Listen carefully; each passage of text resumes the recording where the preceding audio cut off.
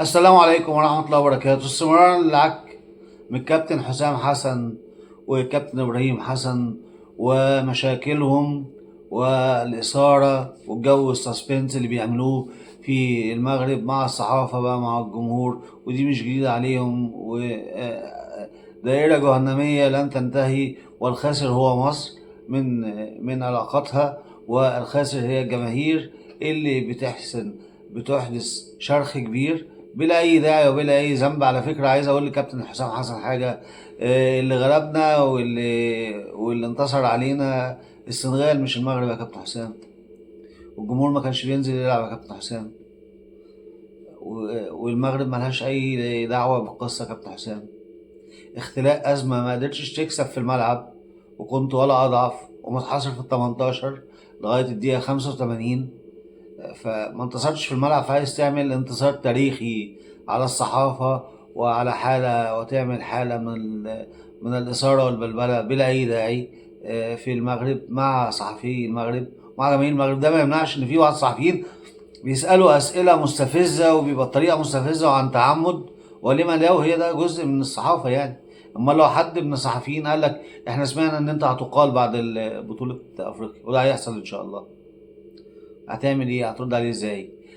يعني انا مستغرب وبصراحه مش عارف، هل بعد العمر ده كله انت لسه ما اتعلمتش من ازماتكم كتير انت واخوك في الكره المصريه داخل مصر وخارج مصر؟ وازمات حتى في المغرب، حتى في لبنان، حتى في كل حته، مجزرة بورسعيد، كل حاجه كتير كتير. الثبات الانفعالي عندكم زيرو، سريع الغضب وسريع الغلط. يعني لما صحفي مغربي بيقول لك انت ليه بتعلق الشماعات وتقول ان الفندق كانت حالته ولا اسوأ في طنجة قبل المباراة، انت ليه بتعلق الشماعات؟ والراجل بيتكلم على فكرة، واللي يزعل يزعل بقى، بيتكلم كلام منطقي جدا. ايه ارتباط الفندق والإقامة بان انت 85 دقيقة واقف قدام الجون مش عارف حتى تطلع من نص ملعبك؟ اول كورنر ليك في الدقيقة 85، الشوطة الوحيدة من بره ال 18 في الدقيقة الخامسة في الوقت بدل الضايع في الدقيقة 95. ده ايه ارتباطه بالأداء السيء ده يا كابتن حسام؟ فرد قال له انت سؤالك مش محترم، وينسحب الصحفيين المصريين زعلا على إهانة المدير الفني. طب ما هو غلط، ما انت لازم تتوقع ان هيجي لك سؤال زي كده. ما تردوا كورة، ما تردوا كورة يا جدعان. هي الكورة في الملعب على فكرة، مش في احاديث صحفيه. يعني احنا مش هنغلب من السنغال ونتقطع من السنغال وما قابلناش المغرب والمغرب مالهاش دعوه. جمهور المغرب شجع اي فريق بيلعبنا، ده حقه قولا واحدا، بس كل جمهور يعمل اللي هو عايزه. انت مش معاك الصكوك بتاعه ان انت بتاخد جارانتي ان جمهور المغرب يشجعك. مش هيشجعك، هو حر، مش هو ده اللي هيكسبك، مش هو ده اللي هيخسرك، مش هم دول اللي خلوك في 18 85 دقيقه ولا زي الزفت. فما كان يجب ان انت استمرارا للاسقاطات واستمرارا للشرخ في العلاقه. لسه قبليها في مؤتمر صحفي بتتكلم عن المباراه تعقيبا على المباراه، وغلطت في الجميع، تكاد ان تسبب ازمه دبلوماسيه مع دول افريقيا والدول العربيه لما تقول لهم احنا اسياد افريقيا واسياد العرب بمعناه يعني. والكل بيغير مننا. ليه يغيروا مننا يا كابتن حسام؟ كان قادر ان واحد يطلع برضه يكون حماسي، سواء من المغرب او من دولة عربية او افريقية، يقول لك يعني ايه يا سيد العرب وافريقيا، الزم حدك واتكلم بأدب. كان ممكن يحصل هذا الكلام وتبقى عركة، وتبقى خناقة، وتبقى فضيحة، انما لم يحدث الحمد لله، فكفى. فبتكملوا النهارده على كواليس المؤتمر الصحفي قبل مباراة مصر مع نيجيريا على المركز الثالث والرابع اللي ان شاء الله بكره الساعة 6. فاستمرار الهزل، فتقول له سؤال غير محترم، يروح اخوك يسكت. لا، ما يسكتش كابتن ابراهيم حسن، يروح متدور يقول لك ده انتوا بقالكوا 50 سنه ما خدتوش بطوله افريقيا، 1-0 من السبعينات ما خدتوهاش. ايه يا جماعه الكلام دوت؟ وايه نغمه ان احنا 7 بطولات دي؟ انا ما شفتش مدرب في الدنيا، ما شفتش مدرب في الدنيا كل حديث صحفي وكل مؤتمر وبعد هزيمه وبعد ادائك زي الزفت انك القرعه بتتباع بشعر بنت اختها، بتتباع بالتاريخ. لو كده بقى يبقى البرازيل بقى تمشي تشتم الناس كلها. ما هو سيدة أسياد العالم انجلترا اللي اخترعت الكرة تذل الناس كلها في كل مباراة او كل اخفاق ليها.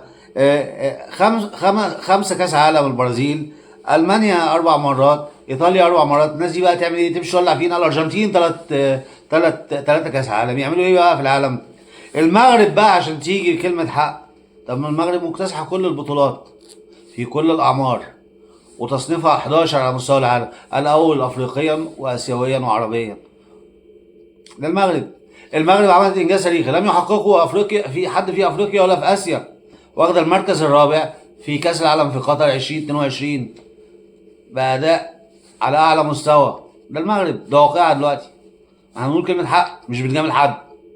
انا زعلان من جماهير المغرب انما بقول كلمه حق. ما كان يجب ان انت تخش في الدوري، يبقى كل واحد بقى يتكلم يقول لك ما في الخمر. طب ما ممكن هو يعايرنا ويقول لك ان مصر لعبت كاس العالم دخلته 3 4 مرات ما فازتش في ولا ماتش. سهل قوي يقول لك كان الكلام دوت صحفي او اي حد.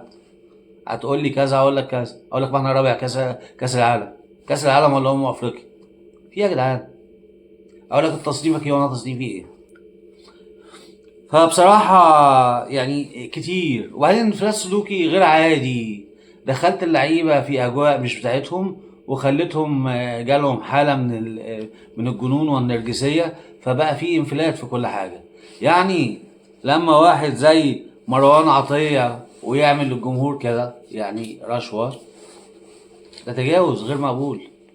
لما الأخ صلاح محسن اللي ما بيعرفش يلعب طالع بيعمل للجمهور كده بيقلدوكوا انت واخوك ويعمل لهم كده 7 7 يعني صوت 7 ده تاريخ. انت ايه دلوقتي؟ ما بقالك 15 سنه ما خدتش كاس الامم. ومش انت يعني، مصر. فانا بصراحه مش قادر. واتمنى سواء مصر كسبت بكره او ما كسبتش، واتمنى يا رب تكسب. حسام حسن كلامي لاتحاد الكوره وللدوله المصريه.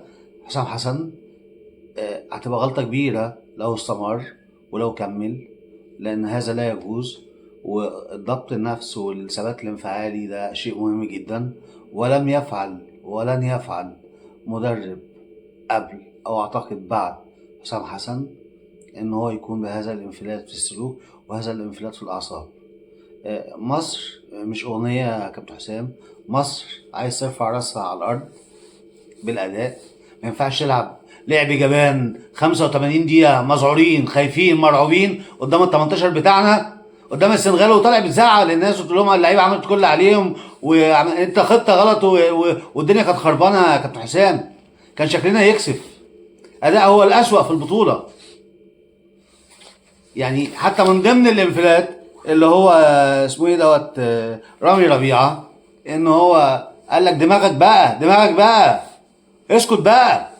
لما عمال توجهه في ماتش السنغال وهو مضغوط، رحت مكلم مش عارف مين ورحت عامل له تغيير غريب جدا ورحت مطلع افضل واحد في خط الدفاع. فده كده سنوبي كلاب. ده كده عالم سمسم بصراحه.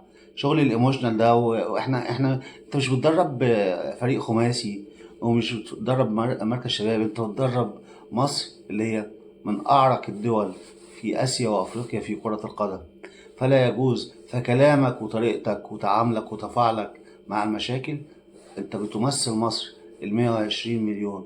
مصر الحضارة والتاريخ، ولا يجب ان تكون بهذا السلوك. شكرا والسلام عليكم ورحمة الله وبركاته.